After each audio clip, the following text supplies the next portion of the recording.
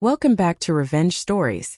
I'm Rachel, 32, Financial Research Director from Charlotte, North Carolina.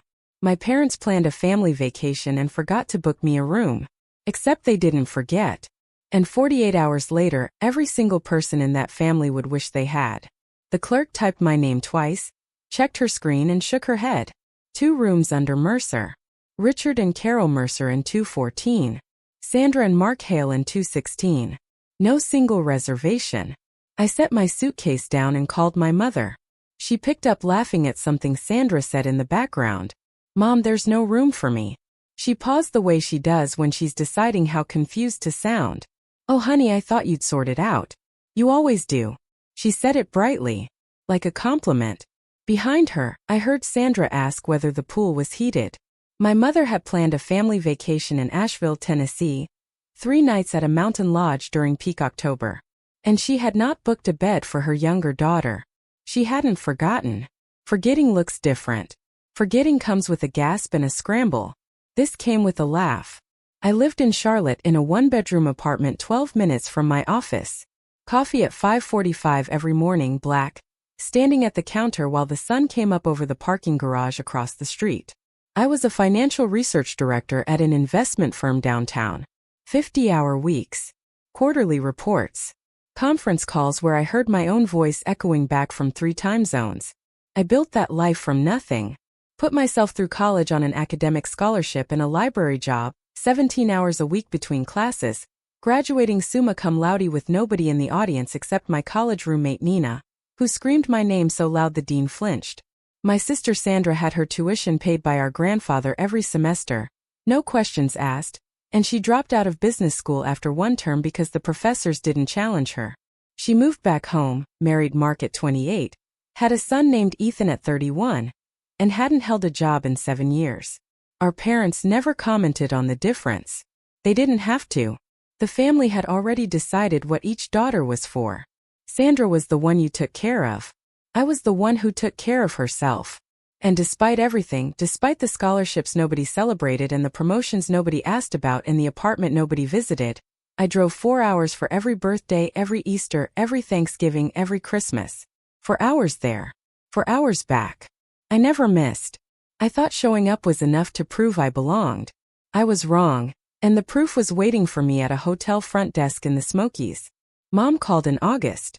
"We're all going to the mountains." Sandra found this gorgeous lodge in Asheville. Fireplace, pool, first week of October.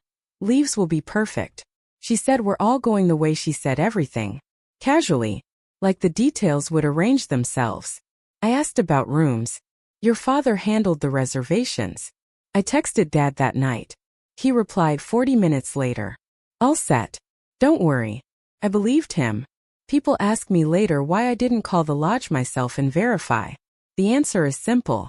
I shouldn't have needed to. Your father tells you it's handled. You trust it. I requested 3 days off. First vacation time I'd used in over a year. I packed hiking boots, a novel I'd been saving, and a bottle of Malbec I planned to open with my mother on the balcony after dinner. I pictured Sandra and me on a trail with Ethan between us. I pictured my father reading on the porch and my mother ordering too much food and all of us laughing about it. I packed the car early Friday morning with the wine on the passenger seat like it was riding shotgun. The drive was beautiful. October leaves doing exactly what the brochures promise. Red maple, gold hickory, the occasional birch so bright it looked lit from inside. I felt for once like I was heading toward something instead of away from something else. I pulled into the lodge at 3 p.m. Big timber frame building. Rocking chairs on a wraparound porch. A stone chimney already trailing smoke. The clerk smiled when I stepped up. She typed my name, scrolled, typed again. That smile faded. 2 rooms under Mercer. Your parents in 214. The Hales in 216. There's no single reservation. Is anything available? She shook her head. Sold out, ma'am. Peak leaf season. Booked for months. I was still at the front desk when the lobby doors opened. Sandra came in wearing new boots and a quilted vest. Mark behind her with a duffel over each shoulder. Ethan running toward the fireplace. She saw me standing with my suitcase and stopped. Not the way you stop when you're surprised. The way you stop when you're deciding how to play it. What's the problem? loud enough that a family at the other end of the counter turned their heads. I told her there was no room for me. She shifted Ethan to her hip, looked at Mark, then back at me. We reserved rooms for me, my husband, and my child. We're the real family. She said it the way you'd explain a seating chart to a caterer. Mark smirked. My mother studied the floor. My father stood 6 feet away, phone in hand, scrolling. Present in body and absent in every way that counted. Other families in the lobby were watching. A woman with 2 teenagers. An older couple by the fireplace. A clerk whose hand had frozen above the keyboard. I stood there with a 4-hour drive settling into my bones and my sister's words hanging in that cedar-scented air like smoke. Visible. Sharp. Impossible to unsee. I looked at Sandra, then at my mother, then at my father. Not one of them moved. I picked up my suitcase. Then I'll leave. I said it quietly. Flat. The way I'd read a figure in a board meeting. No quiver. No tears. I turned and walked out. Behind me, the lobby doors opened and my mother's voice cut across the gravel. Rosalind, don't be dramatic. We can figure something out. I didn't turn around. I put my suitcase in the trunk, got in, started the engine, and pulled out with my mother shrinking in the rearview mirror. Arms at her sides. Mouth still open. Standing on the porch of a lodge that had room for everyone except me. The Malbec Road shotgun again. I hadn't opened it. I hadn't opened anything. I just drove. My phone buzzed on the center console like a trapped insect. Mom. Sandra. Dad. Mom again. Sandra again. I didn't answer. 20 miles north, I pulled into a 2-story inn behind a row of sycamores. A woman behind the counter, maybe 60, glasses on a chain, looked up from a paperback. Just you, hun? Just me. She gave me room 7, ground floor, window facing the river. $89 a night. Through the window I could hear the water and nothing else. By the time I sat down on that bed, I had 34 missed calls. Not one of them was an apology. $89. That's what it would have cost my parents to book a 3rd room. They spent over $1,000 on 2 rooms and couldn't find $89 more for a daughter who drove 4 hours to be there. I opened my phone. 12 texts from my mother mapping her emotional arc with the precision of a stock chart. This is ridiculous. You're ruining the trip. Call me back right now. Catherine is upset. And finally, 20 minutes after the last one, fine, be that way. I scrolled through twice looking for something specific. Not an apology. I was looking for awareness. One sentence acknowledging what had happened. There was nothing. Not one line that placed the weight anywhere except on me. I opened the Malbec and poured a glass into a paper cup from the bathroom. I sat on the floor with my back against the bed and listened to the ceiling fan tick and drank wine alone in a room that cost less than my sister's new boots. The river outside kept moving in the dark. I didn't care about any of this. That was the most comforting thing I'd heard all day. But the texts weren't the worst part. What they did next made walking out look easy. Stay with me. Let me tell you about Christmas 3 years before the lodge because you need to understand how long this had been building. I drove 4 hours from Charlotte in an ice storm. I brought 4 individually wrapped gifts I'd spent a month choosing. A cashmere scarf for Mom. A fishing reel for Dad. A stuffed firefighter toy for Ethan. A leather journal for Sandra because she'd mentioned wanting to start writing again. We opened presents around the tree. Sandra went first. Always. Mom and Dad gave her a diamond tennis bracelet. Velvet box. The gas. Mom held Sandra's wrist up to catch the light. Mark filmed it on his phone. Then Sandra turned to me and handed me a candle. Vanilla. Still in the drugstore bag. I turned it over. Clearance sticker on the bottom. $4.99. Mom saw me looking. I didn't know what you'd want. Said it brightly. Like not knowing your daughter was a reasonable defense for a $5 candle next to a diamond bracelet. I said thank you. I smiled. I drove 4 hours home with that candle on the passenger seat. I never burned it. It sits on a shelf behind a row of books where I don't have to look at it. But I always know it's there. Then there was Sandra's wedding. Big venue, 200 guests, a string quartet. I was not in the bridal party. Sandra told me 6 months before, gently, the way you deliver bad news to someone you don't respect enough to be honest with. We didn't want to burden you with bridesmaid costs. The dress was $280. I priced it. I could have covered it from one day's pay. I sat in the back row between an elderly neighbor and a man I later learned was Mark's accountant. Nobody told me about the rehearsal dinner until the day before. But I was the one who arrived at the venue at 7 in the morning. I carried folding tables from a storage room across a gravel lot. I arranged 200 centerpieces, mason jars with wildflowers, each one requiring a specific knot Sandra had demonstrated once over video call. I stayed after the reception until midnight. Stacked chairs. Swept the floor. Loaded gifts into Mark's brother's truck. Mark's brother, slightly drunk, leaning against the tailgate, looked at me and grinned. "So you're the hired help?" He was joking. It didn't feel like a joke. I drove home the next morning. No thank you text. Not that day. Not ever. Morning at the inn.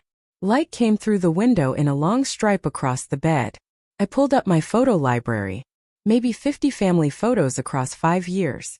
Birthdays, holidays, Christmas trees. I was in 3 of them. In 2 I was partially cut off at the edge of the frame. Half a shoulder. A slice of jaw. As if whoever held the camera had framed the shot around Sandra and caught me by accident. I opened the family group chat and scrolled back 6 months. My name appeared less than anyone's. And when it did, it was attached to a task. "Rosalind, can you bring the extra chairs? Rosalind, can you pick up Ethan's prescription? Rosalind, can you grab ice? Never. Rosalind, how are you? Never. Rosalind, we missed you. Never. Rosalind, are you okay?" I sat with the phone in my lap and looked at the data the way I would at work. Patterns. Frequencies. Outliers. This wasn't forgetfulness. Forgetfulness is random. This was structured. I was included when labor was needed and excluded when belonging was distributed. And the system was so old and so consistent that everyone in it, including me, had stopped noticing it was a system at all. I was the emergency contact for a family that wouldn't contact me in an emergency.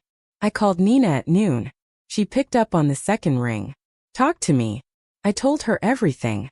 The 2 rooms. Sandra's voice in the lobby. My mother chasing me to the parking lot, not to apologize but to call me dramatic. The 34 missed calls that added up to 0 acknowledgments. Nina listened the way she always listens. Completely. Without interrupting. Then she said, "When are you going to stop driving 4 hours to prove you belong to people who won't save you a chair?" She wasn't being cruel. Nina doesn't do cruel. She was being accurate. Which is worse. Because accuracy doesn't leave you anywhere to hide. I opened the Notes app and typed a heading. Things I need versus things I accept. The need column filled fast. Respect. Inclusion. A room with my name on it. A family that noticed when I wasn't in the photograph. The accept column filled faster. The candle. The back row. The cleanup. The vague texts. The missing reservation. The lobby. The lobby. The lobby. Sunday morning. Sandra posted a selfie from the lodge pool. Sunglasses. Ethan on a float. Mountains in the background. Family time in the mountains, she captioned it. Heart emojis. Mom liked it immediately. Dad gave it a thumbs up. Best trip ever. And my name appeared nowhere. Not my name, not my absence. Not a single message that acknowledged that a daughter had driven 4 hours, been told she wasn't real family, and left. I had been erased so completely that the eraser itself left no mark. My cousin Diane, the only one who'd been paying attention, messaged me. "You okay?" Just 2 words. No commentary. No follow-up questions she knew I wasn't ready for. Just present. Small and specific, from a corner of my family I'd never thought to lean on. Monday morning. Text from Dad. "Mom says you can share Sandra's room if you come back. We shouldn't book 2 rooms for someone who doesn't even bring anyone." I read it. I read it again. I set the phone on the windowsill and watched a heron standing still at the edge of the river. One leg raised. Waiting. My father had been given the opportunity to apologize, and instead he'd reduced me to a head count. Not "we're sorry." Not Sandra was out of line. My worth. 32 years of scholarships and 60-hour weeks and 4-hour drives and 200 centerpieces and a summa cum laude degree nobody clapped for. Measured by whether I had a husband or a child to fill the other bed. Someone who doesn't even bring anyone. I took a screenshot. I didn't respond. I kept it the way I kept the candle. Not to look at, but to remember that I wasn't making this up. I walked along the river that afternoon and let myself think clearly for the first time since the lobby. And here's what arrived. I didn't want an apology anymore. An apology from my mother would come wrapped in conditions. An apology from Sandra would come with a revision of events. An apology from my father would arrive 3 weeks late and address the wrong injury. And any apology from any of them would do the same thing apologies always did in my family. Reset the clock. Put me back at the starting line. Give me permission to drive 4 hours again and set up the chairs and stand at the edge of the photograph and wait for the next lobby. I was done. Not with anger. Anger requires energy I'd already spent. Done the way you close a ledger that never balanced. Because the numbers were wrong from the beginning, and no amount of recalculating changes the inputs. My phone rang. Grandpa Arthur, 82 years old, lived alone on a lake outside the city. I told him the basics. Stuck to facts. The 2 rooms. The lobby. The drive to the inn. No embellishment. Arthur doesn't respond to embellishment. He responds to information. Long silence. Then your grandmother would have left too. He didn't say more than that. He didn't need to. Arthur had built a construction supply company starting with a flatbed truck and $50 he borrowed from my grandmother Dorothy's father. Grew it to 11 locations. Sold it and kept the house and the truck and the fishing rod. He still caught his own trout. Still made coffee at 5 in the morning because that was when the day started and he'd never found a reason to change it. He invited me to dinner that Saturday. Come by yourself. Just us. He'd caught trout that morning. 2 rainbow, pan-sized, already cleaned. We sat at the kitchen table where he used to do payroll by hand. The same table, same chairs, the formica top worn smooth where his elbow rested. He cooked the fish in butter and lemon, and we ate without saying much, because Arthur has never considered silence a problem. After dinner, he leaned back and asked pointed questions. The kind he'd ask a foreman on a job site. How much is Sandra's mortgage? Does Mark make enough to cover it? What does your father actually do at the company? I answered everything. Then Arthur set his fork down. I've been sending your parents and Sandra $8,000 a month for 13 years. I didn't know that. Nobody does except them. And now you. The math landed before I could stop it. 13 years. $8,000 a month. Over $1 million. Not one of them had built a single thing with it. Then he asked, how much have I sent you? I looked at him. Nothing, Grandpa. I never asked. He nodded. I know. Arthur didn't tell me what he was planning. He wiped his hands on a dish towel and said over his shoulder, I'm hosting Thanksgiving this year. Whole family. You haven't hosted in 6 years, I said. Then it's about time. He said it mildly, the way he said most things, as if the decision had been sitting in a drawer and he'd simply opened it. I drove back to Charlotte, returned to my desk, my reports, my quarterly reviews, the rhythm of work that had always been the most reliable structure in my life. I didn't call my parents. They didn't call me. The silence between us was different now. Before Asheville, it had been the familiar silence of a family that doesn't check in. Passive, ambient, the kind you stop noticing like traffic outside your window. After Asheville, it was something I'd chosen. A border I'd drawn with no announcement. Just the simple act of not picking up the phone. Not driving 4 hours. Not asking whether I was needed. Felt strange at first. Then it felt like space. Then it just felt like Tuesday. Each day a little further from the lobby. Each week a little less like something was missing and a little more like something had been returned. 5 weeks later, Mom restarted the family group chat like nothing had happened. Thanksgiving at Grandpa's. Who's bringing what? Turkey emoji. A heart. The casual cheer of it was so perfectly calibrated to erase Asheville that I almost admired the craftsmanship. Sandra responded within minutes. I'll bring the wine. Mom assigned dishes. Then, Rosalind, can you bring your sweet potato casserole? Everyone loves it. I stared at the message. Excluded from a vacation. Told I wasn't real family. Informed by my father I wasn't worth a hotel room because I didn't bring anyone. And now, 6 weeks later, expected to spend 3 hours cooking for people who couldn't be bothered to book me a bed. The audacity wasn't even audacity. It was habit. They'd moved past Asheville the way a river moves past a rock. They assumed I'd do the same because I always had. I typed back, I'll be there. No emoji. No exclamation point. They saw compliance. They didn't see the screenshot still saved on my phone, or the ledger I'd finally closed. Mom called 2 weeks before Thanksgiving. Her voice was softer than usual. Not gentle. Lowered. The way people talk when they know they should say something difficult and are trying to find a version that costs them nothing. I know you're still upset about the trip. I'm not upset, Mom. I'm clear. She didn't like that answer. Catherine gets so worked up. You know how she is. Ethan's been difficult, Mark's hours got cut, she's under pressure. We just try to keep things smooth. Then her voice changed. Dropped lower. Lost the performance. I sometimes think about what happens if your grandfather stops helping us.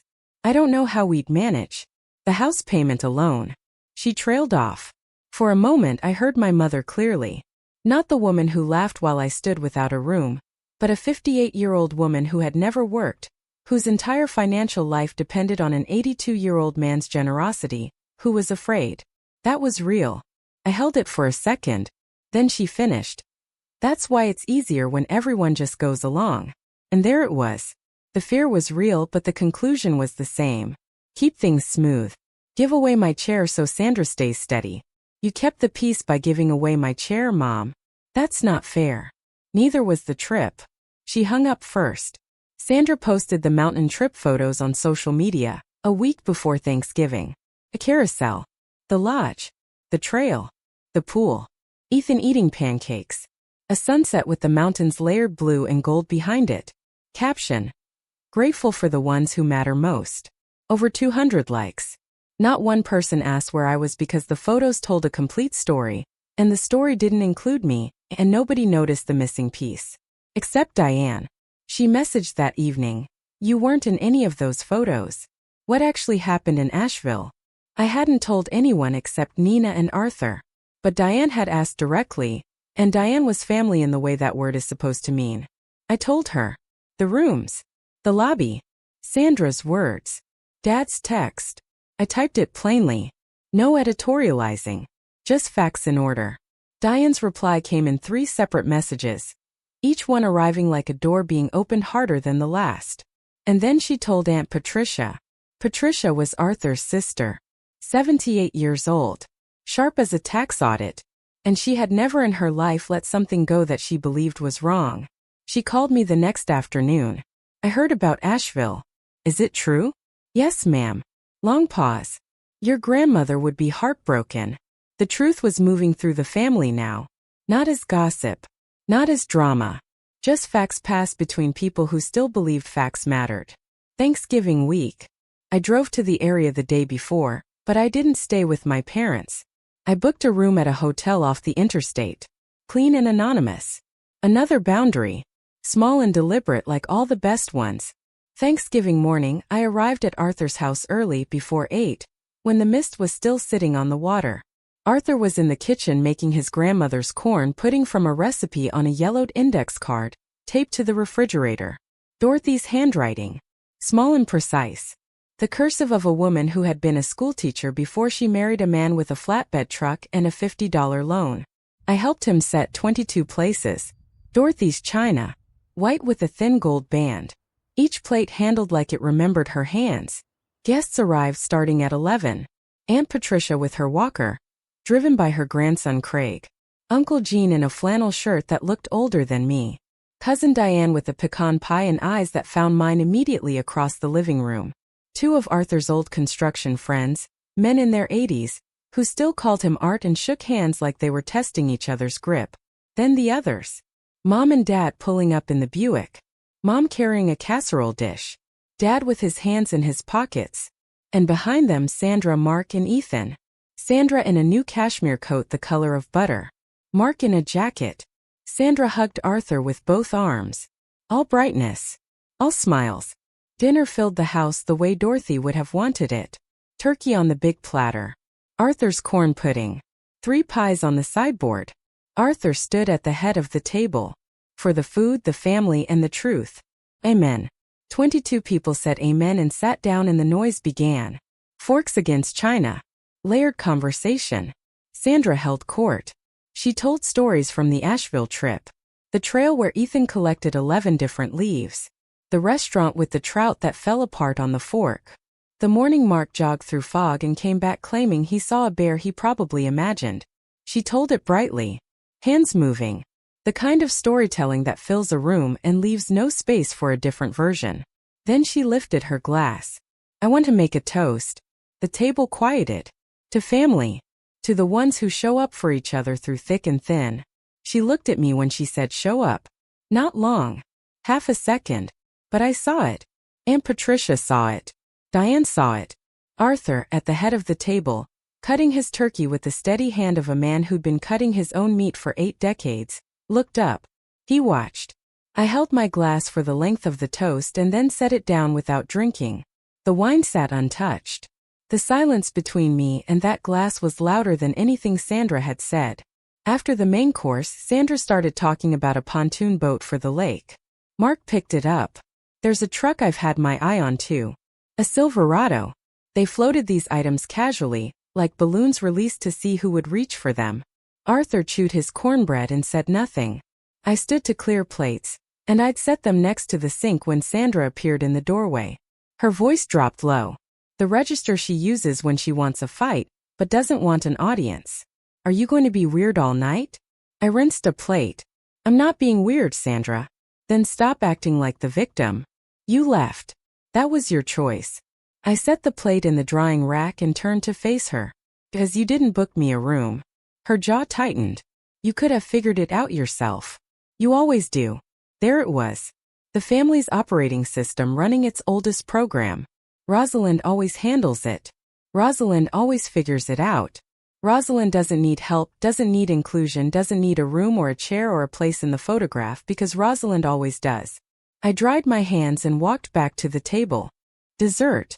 Arthur's lemon meringue pie. Coffee in Dorothy's china cups. The table had loosened the way tables do after a big meal. People leaning back. Conversations drifting. Then Sandra laughed at something and her voice carried across the table. And then Rosalind just left right out of the lobby. Out of nowhere. We're all having a wonderful time and she walks out. So dramatic. She said it like a punchline. Another story about difficult Rosalind who can't just go along. The table turned to me. Slowly. Face by face. The way a room shifts when it senses something is about to change. Patricia set down her fork. Diane stopped mid-bite. Uncle Gene looked at his coffee. Arthur's construction friends glanced at each other. Some of them knew what had happened in Asheville. Some had heard pieces. Some were hearing it referenced for the first time and could feel the weight of something unspoken pulling the room toward the floor. I sat with my coffee cup in my hand and 32 years of being the quiet one pressing against the back of my teeth. Then I looked at Arthur. He was at the head of the table. He met my eyes. He nodded. Barely. Just a small movement of his chin. I wasn't looking for permission. I was checking whether he could handle what I was about to say. I set my coffee cup on the saucer. The clink of china against china was small, but the room heard it the way a courtroom hears a gavel. I didn't stand. I stayed in my chair, hands flat on the table, and I spoke in the voice I use for quarterly presentations. Level. Measured. The kind of voice that doesn't need volume because it has precision. Sandra, you're right. I left. 22 people went still. But you left out the part where you didn't book me a room. I paused long enough for the silence to do its work. You stood in the lobby of that lodge in front of strangers and said, "We reserved rooms for the real family."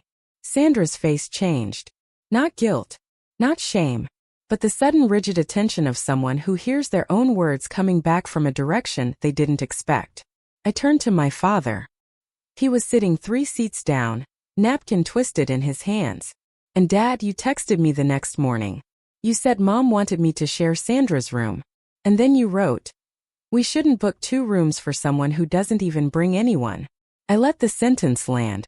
Richard looked at his plate. Mom's hand went to her mouth. Diane closed her eyes. Patricia stared at my father with an expression I'd never seen on her face before. Not anger. The deep, cold disappointment of a woman who had watched a family be built from nothing, and was now watching it spend itself down to the foundation. I sat back. I'm not asking for sympathy. I'm telling you what happened in front of people who should have heard it a long time ago. Sandra exploded the way a dam breaks. All at once. She stood so fast her chair scraped the hardwood and her napkin fell to the floor. You are unbelievable. You're going to sit at Grandpa's Thanksgiving table and play the victim? You left. Nobody made you leave. We were on a family trip and you threw a tantrum and drove away. And now you come here and try to turn everyone against us? Mark leaned forward, emboldened by her volume. She's always been like this. Dramatic. Everything's about her. Patricia cut him off without raising her voice. Sandra, sit down. She said it the way you'd correct a child who'd forgotten where she was. The authority in it came from 78 years of not saying things she didn't mean. My mother tried next. This isn't the place. I looked at Sandra. She was standing flush to her collarbones, hands gripping the back of her chair. And I was sitting, hands still flat on the table, voice unchanged. Sandra, you told me I wasn't real family in front of strangers in a hotel lobby. I'm telling the truth in front of people who actually know us. You can decide which is worse. She shook her head fast. You've always been jealous. You can't stand that I have a husband and a child and a life. I didn't respond. I didn't need to. The room had already made its judgment. Not from anything I said. From the picture in front of them. Sandra, red-faced, standing, shaking, voice cracking against the rafters. Me in my chair, hands on the table, face still. The power had inverted so completely that even Mark had stopped talking. Arthur sat down his coffee cup. Enough. That was all. The room went dead quiet. Arthur stood slowly. 82 years old. Deliberate. The rising of a man who understood that standing up meant something and didn't waste it. I started working at 16, he said. Grocery store. Then a lumber yard. Then the back of somebody else's truck until I could buy my own. Built a company from a flatbed and $50. 11 locations. 40 years. He looked around the table. At Patricia. At his old friends. At the cousins and the children and the plates still holding pie. Then his eyes settled on Sandra, on my father, on my mother. In 13 years I've sent this family over $1 million. Rent. Car payments. A mortgage on a house you can't afford without me writing the check. Not one person who took that money has built a single thing. He let it sit. Then he looked at me and his voice shifted. The only one who never asked me for a cent is the only one who turned out like your grandmother. He sat down. Picked up his coffee. Drank it. Catherine opened her mouth. Grandpa, that's not, I'm done, Sandra. Eat your pie. Final. Clean. The period at the end of a sentence that didn't need a second draft. They left first. Of course they did. Mark gathered their coats while Sandra carried Ethan, and they moved toward the door as a unit. Fast. The retreat of people who know the ground has shifted and want to get clear before it shifts again.